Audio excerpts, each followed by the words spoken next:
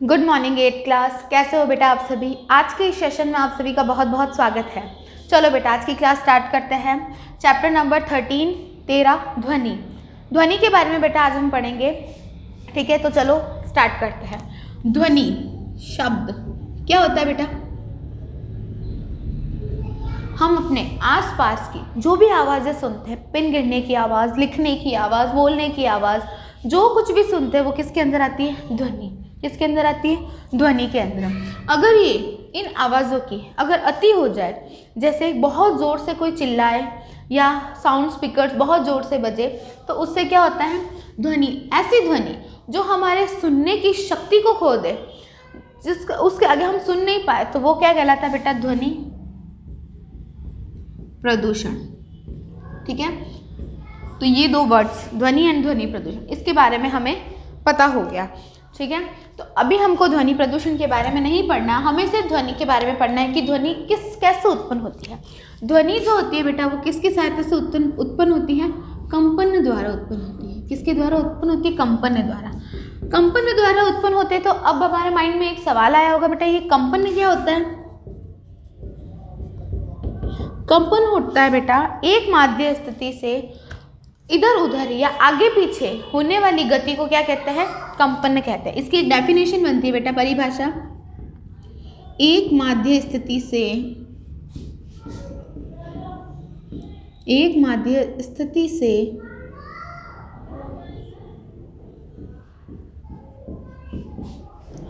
इधर उधर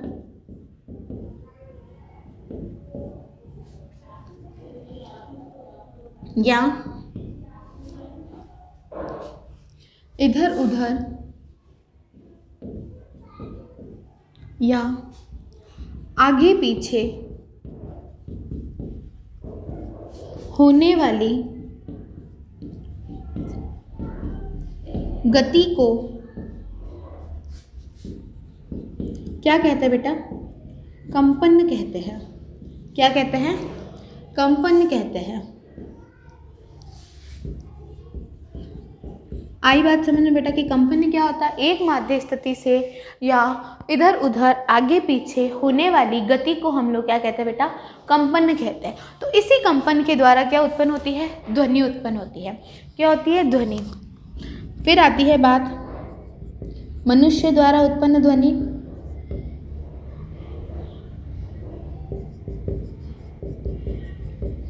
मनुष्य द्वारा उत्पन्न ध्वनि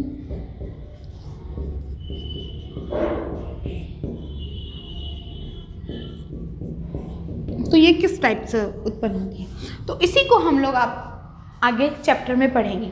तो अब मैं आपके चैप्टर रीड कर रही हूँ। जो जो चीज़ें समझाई वो सारी चीज़ें आपके चैप्टर्स में हैं।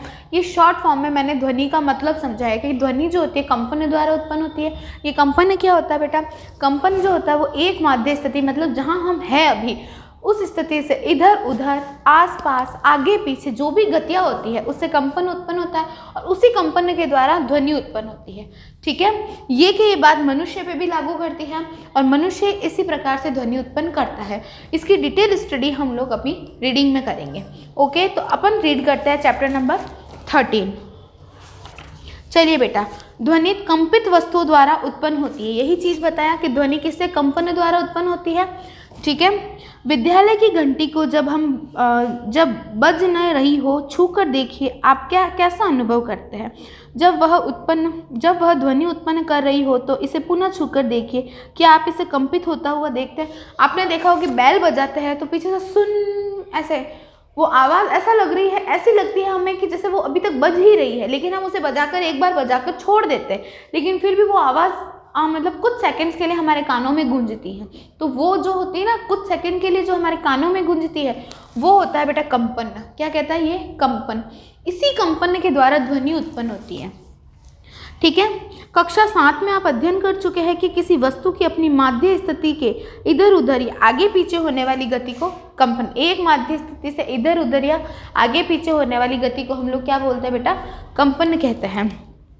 ठीक है, जब कसकर तानित एक रबड़ के छल्ले को कर्षित करते हैं या बीच से खींच कर छोड़ते तो ये कंपन करता है। आपने देखा होगा कि अगर हम यहाँ से भी कोई खींच रहे हैं, यहाँ से भी किसी रबड़ को भी हम लोग खींचते हैं, फिर ऐसा अचानक छोड़ते हैं तो वो क्या होता है, एकदम कंपन करता है, सुन ऐसी आवाज़ आती है। तो वो जो पीछे की जो आवाज़ होती है, जो कुछ सेकंड्स के लिए हमें सुनाई देती है, वो कहलाता है बेटा कंपन। ठीक है, तो यह कंपन और ध्वनि उत्पन्न करता है। जब यह कंपन करना बंद कर देता है तो ध्वनि अपने आप ही बंद हो जाती है। इस प्रकार हमने देखा कि कंपनयान वस्तुएं ध्वनि उत्पन्न करती हैं। कुछ स्थितियों में यह कंपन हमें आसानी से दिखाई दे जाते हैं, लेकिन अधिकांश स्थितियों में उसका आयाम इतना कम होता है कि हम उन्हें देख ही नहीं पाते हैं। हम इन कंपनों का अनुभव कर सकते हैं। सुपरिचित वाद्य यंत्रों की एक सूची बनाई है, उनके कंपनयान भागों को पहचानने कुछ उदाहरण सारणी में दिए गए शेष सारणी को पूर्ण कीजिए। जैसे कि बेटा उदाहरण क्या है, कंपनयान वाद्य यंत्र। अब बेटा मैं एक हेडिंग लगा रही हूँ, कंपनयान वाद्य यंत्र। ये हेडिंग हटाती हूँ अभी।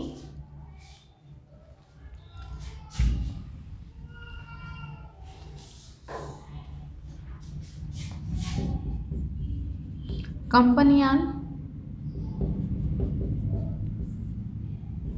वाद्य यंत्र क्या होता है बेटा? कंपनयान वाद्य यंत्र नंबर 1, जैसे अपन बात करते वीणा, जो हाथ में से लेकर बजाया जाता है ना, वीणा इस तरह से, वो होती है वीणा। सेकंड होता है तबला। अब इसके कौन से भाग से बेटा ध्वनि उत्पन्न होती है? वीणा में तो जो डोरी लगी होती है, जो तार होता है, तार या फिर जो डोरी जो तनी हुई होती है, तनित डोरी, उससे क्या होती है कंपन। उस तार को हम लोग ऐसे क्रश करते हैं अपने हाथों से हल्का सा, तो उससे ध्वनि उत्पन्न होती है। तबला जो होता है बेटा, इसकी जो तनित झिल्ली होती है, इसको हम स्वाइप करते हैं हल्का सा, तो उससे क्या होती है बेटा ध्वनि उत्पन्न होती है। ठीक है, तो इन वाद्य यंत्रों से कंपनयान वाद्य यंत्र है जिनसे हमें क्या होती है उत्पन्न ध्वनि। जैसे कि आप बात करते हैं मंजीरा, मंजीरा हुआ, तबला हुआ, तबला मंजीरा हुआ, ढोलक हुआ, ढोलक के दोनों हाथों से बजाते हैं तो उससे भी, जैसे कि थर्ड हो गया ढोलक, फोर्थ हो गया मंजीरा, मंजीरा हुआ, ढोलक हुआ, बहुत से ऐसे उदाहरण हैं। जैसे कि करताल हुआ।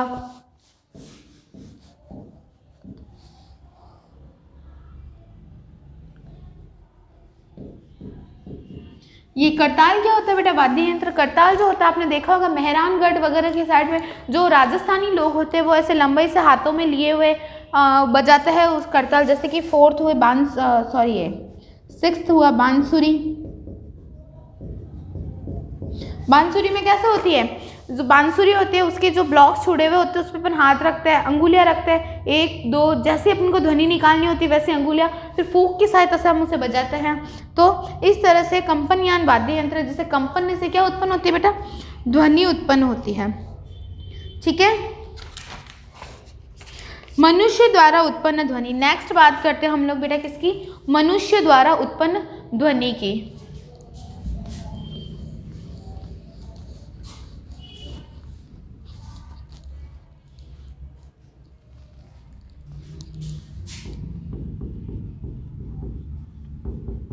मनुष्य द्वारा उत्पन्न ध्वनि।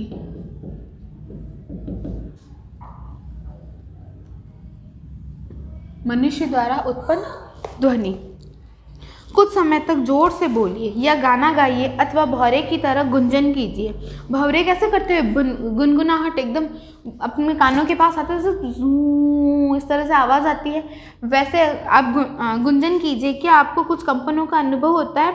मानवों की ध्वनि वाक यंत्र या कंठ द्वारा उत्पन्न होती है। मनुष्य किस प्रकार से ध्वनि निकालता है? कंठ द्वारा या वाक यंत्र द्वारा।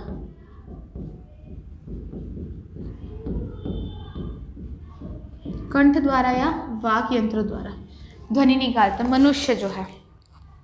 ठीक है बेटा, अपनी अंगुलियों को कंठ पर रखिए और एक कठोर उभार को खोजिए जो निगलते समय चलता हुआ प्रतीत होता। देखो बेटा, यहाँ पर एक निकलता हुआ प्रतीत हमें कंठ, यहाँ पे अपना कंठ जो है यहाँ अपन को नजर आएगा। एक उभार आता है ना गर्दन में, यहाँ पे, वहाँ पर हाथ रखिए जो निगलते समय चलता हुआ प्रतीत होता है। शरीर का यह भाग वाक यंत्र कहलाता है। क्या कहलाता है? शरीर का यह भाग वाक यंत्र। ये श्वास नली के ऊपरी सिरे पे होता है। कहाँ पे होता है? श्वास नली के ऊपरी सिरे पे। वाक या कंठ के आर पार दो वाक तंतु इस प्रकार तन्नित होते हैं कि उनके बीच में वायु के निगलने के लिए एक संकीर्ण झिल्ली बनी होती है। क्या बनी होती है? एक संकीर्ण झिल्ली। जब फेफड़े वायु को बलपूर्वक झिल्ली से बाहर निकालते हैं तो वाक तंतु कंपित होता है, जिससे ध्वनि उत्पन्न होती है। वाक तंतुओं से जुड़ी मांसपेशी तंतुओं का तना हुआ या ढीला हो सकता है। जब वाक तंतु तने हुए और पतले होते हैं तब वाक ध्वनि का प्रकार, उनकी गुणवत्ता उस वाक ध्वनि से भिन्न होती है। नेक्स्ट बात करते हैं ध्वनि का संचरण के लिए माध्यम की आवश्यकता होती है। पता चल गया बेटा, मनुष्य द्वारा ध्वनि कंठ या वाक यंत्रों से उत्पन्न होती है। ये कंठ या वाक यंत्र कहाँ होता है? हमारी जो गला होता है उसके जो उभार होता है, जो निगलते, जो बाइट्स को निगलते समय, खाने को निगलते समय जो उभार नजर आता है, उस उभार पर हाथ रखिए। आपको एक कंपन करती हुई ध्वनि, जैसे मैंने अभी रखा तो मेरी आवाज़ में कुछ परिवर्तन हुआ, उसी तरह से कंठ या वाक यंत्र द्वारा हम ध्वनि उत्पन्न करते हैं। तो जो निगलते समय जो उभार नजर आता है वो क्या कहलाता है? वाक यंत्र कहलाता है। ठीक है बेटा। अब देखो, हमें ध्वनि को एक स्थान से दूसरे, संचरण मतलब ध्वनि का एक स्थान से दूसरे स्थान पर पहुंचना। नेक्स्ट टॉपिक क्या बोल रहा है? ध्वनि संचरण के लिए माध्यम की आवश्यकता। ध्वनि संचरण के लिए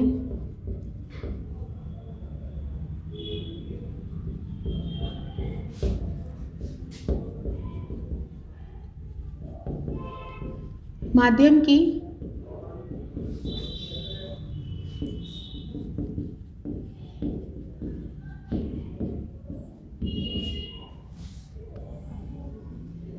ध्वनि संचरण हेतु माध्यम की आवश्यकता। तो बेटा हमें ध्वनि को एक स्थान से संचरण करना मतलब एक स्थान से दूसरे स्थान पर पहुंचाना। तो एक स्थान से दूसरे स्थान पर ध्वनि को पहुंचाने के लिए हमें किसी माध्यम की आवश्यकता होती है। वो माध्यम क्या होता है बेटा? देखिए पड़ता है। जब आप कुछ दूरी पर खड़ी अपनी सहेली को पुकारती है तो आपकी सहेली आपकी आवाज़ को सुन पाती है। उसके पास एक आपकी ध्वनि कैसे पहुँचती है? तो कैसे पहुँचती है बेटा? कि आप सोच सकते हैं कि ऐसा क्यों हुआ? आप यह संभव है कि गिलास की वायु की मात्रा कम होने और घंटी की प्रबलता कम होने में क्या संबंध है? वास्तव में यदि आप देखिए बेटा, धातु अथवा कांच का एक गिलास लीजिए, सुनिश्चित कीजिए कि यह सूखा हो। धातु की गिलास ले लो या कांच की गिलास, स्टील की वगैरह किसी की भी गिलास, वो सूखी होनी चाहिए। इसमें एक सेलफोन रखिए। याद रखिए कि सेलफोन पानी में न रखा जाए। अपने किसी मित्र से एक सेलफोन पर किसी दूसरे सेलफोन से टेलीफोन करने के लिए कहिए। जैसे आपने जो फ़ोन अपना डाला है इस ग्लास में, सूखी ग्लास में, तो अपने फ्रेंड को कहिए कि वो दूसरा जो है फ़ोन से आपको कॉल करे। ठीक है। घंटी की ध्वनि ध्यानपूर्वक सुनिए। अब ग्लास के किनारे को अपने हाथों से हटा दीजिए। अब अपने मुंह के हाथों के बीच की खाली जगह को सटा कर रखिए। अपने मित्र को फिर से टेलीफोन करने के लिए संकेत कीजिए। ग्लास में ये वायु को मुंह द्वारा खींचते हुए घंटी की आवाज़ सुनिए। ग्लास की जो वायु उसको मुंह द्वारा खींचते हुए घंटी का, तो वो क्या, कंपन करती हुई आवाज़ आती है। तो इस तरह से जो होते हैं ना बेटा, ध्वनि का संचरण एक स्थान से दूसरे स्थान पर होता है। ठीक है बेटा। हम ध्वनि को अपने कानों द्वारा, ध्वनि को किससे सुनते हैं हम बेटा? ध्वनि को हम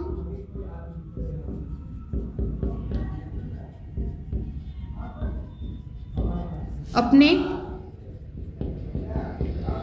कानों द्वारा सुनते हैं।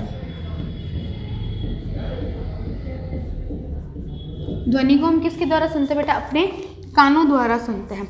तो देखिए बेटा, कान के बाहरी भाग की आकृति कीप जैसी होती है। किसके जैसी होती है? कीप जैसी होती है। जब ध्वनि इसमें प्रवेश करती है तो एक नलिका से गुजरती है जिसके सिरे पर एक पतली तनित झिल्ली होती है, जिसे कर्णपटक कहते हैं। क्या कहते हैं उसे? कर्णपटक कहते हैं।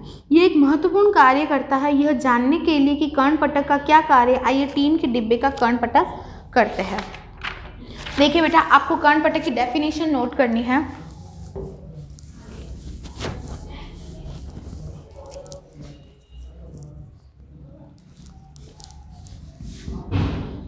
कर्णपटः, नोट कीजिए बेटा आप लोग इसकी डेफिनेशन जो लिखवा रही हूँ। कान के बाहरी भाग की आकृति कीप जैसी होती है। कान के बाहरी भाग की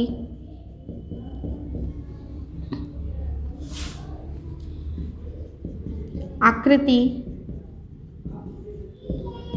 कीप जैसी होती है,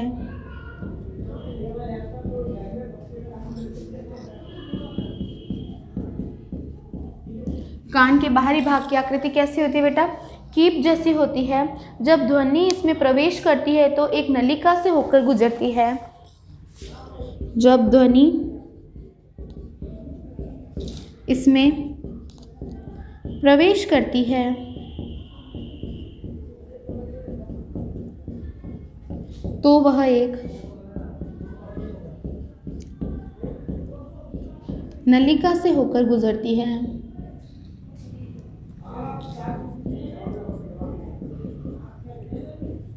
का से होकर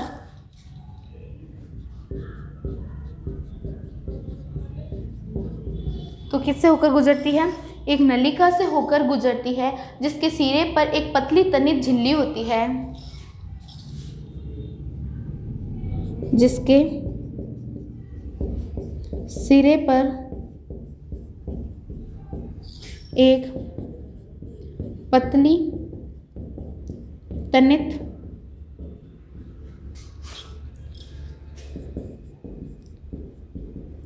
झिल्ली होती है,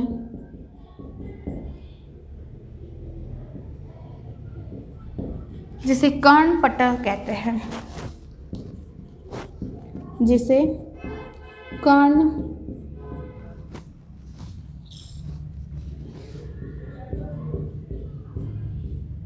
पटल कहते हैं। ठीक है बेटा, जिसे क्या कहते हैं? कर्णपटल कहते हैं। कान के बाहरी भाग की आकृति कीप जैसी होती है। जब ध्वनि इसमें प्रवेश करती है तो वह एक नलिका से होकर गुजरती है, जिसके सिरे पर एक पतली तनी झिल्ली होती है, जिसे हम लोग क्या बोलते हैं बेटा? कर्णपटल। हमारे कान की जो है उसके बारे में बता रहा है, जिससे कि हम ध्वनि सुन सकते हैं। ध्वनि को हम अपने कानों से सुनते हैं। किस माध्यम से सुनते हैं? इस प्रोसेस से होकर सुनते हैं। ठीक है बेटा, आई बात समझ में कि हम ध्वनि का संचरण एक स्थान से दूसरे स्थान पर किस प्रकार से करते हैं। आइए हम आगे पढ़ते हैं। नेक्स्ट होती है कंपन का आयाम, आवर्तकाल तथा आवर्ती। कंपन का आयाम, आवर्तकाल तथा आवर्ती। नेक्स्ट बात करते हैं अपन कंपन का आयाम, आवर्तकाल तथा आवर्ती।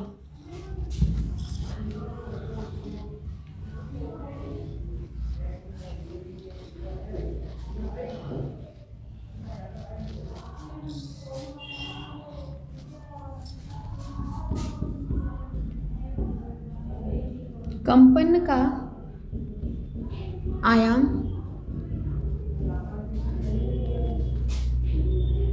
आवर्तकाल तथा आवर्ती।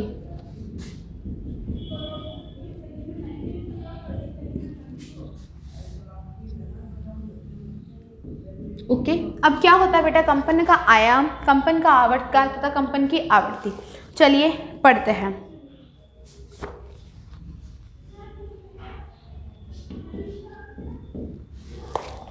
देखिए बेटा, हम जानते हैं कि किसी वस्तु को बार बार इधर उधर गति करना कंपन कहलाता है। इस गति को दोलन गति भी कहते हैं। क्या कहते हैं इस गति को? दोलन गति। प्रति सेकंड होने वाले दोलनों की संख्या को आवर्ती कहते हैं। क्या कहते हैं? इसके अंदर बात करते हैं आवर्ती की।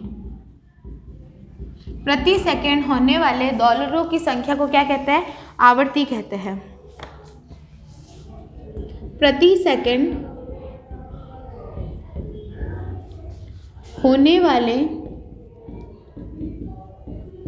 दोलनों की संख्या को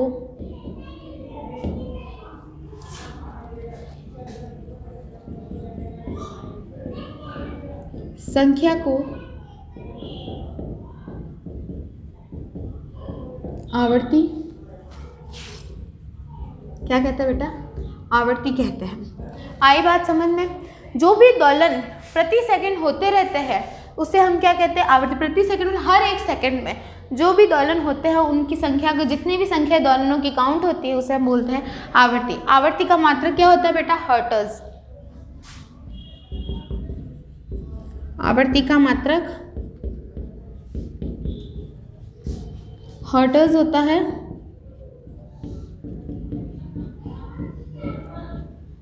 जिसे इस HZ से प्रदर्शित करते हैं। जिसे किससे प्रदर्शित करता है? HZ से प्रदर्शित करते हैं। ठीक है बेटा,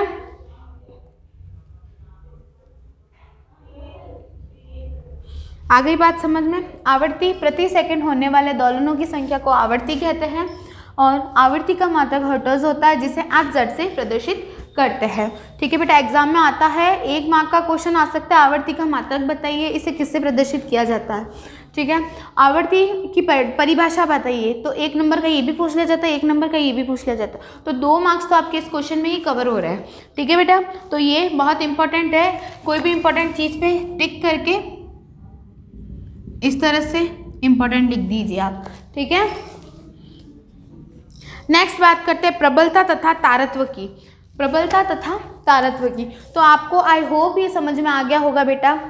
तो मैं चाहती हूँ कि अब प्रबलता तथा तारत्व अपन नेक्स्ट क्लास में करेंगे। तो आज की क्लास ओवर होने का टाइम हो चुका है, तो मैं आपकी आज की क्लास यहीं ओवर करती हूँ। Okay, thank you and bye. आपको जो भी पढ़ाया हुआ है उसका PDF आपके व्हाट्सएप पे शेयर कर दिया जाएगा। Okay, thank you and bye.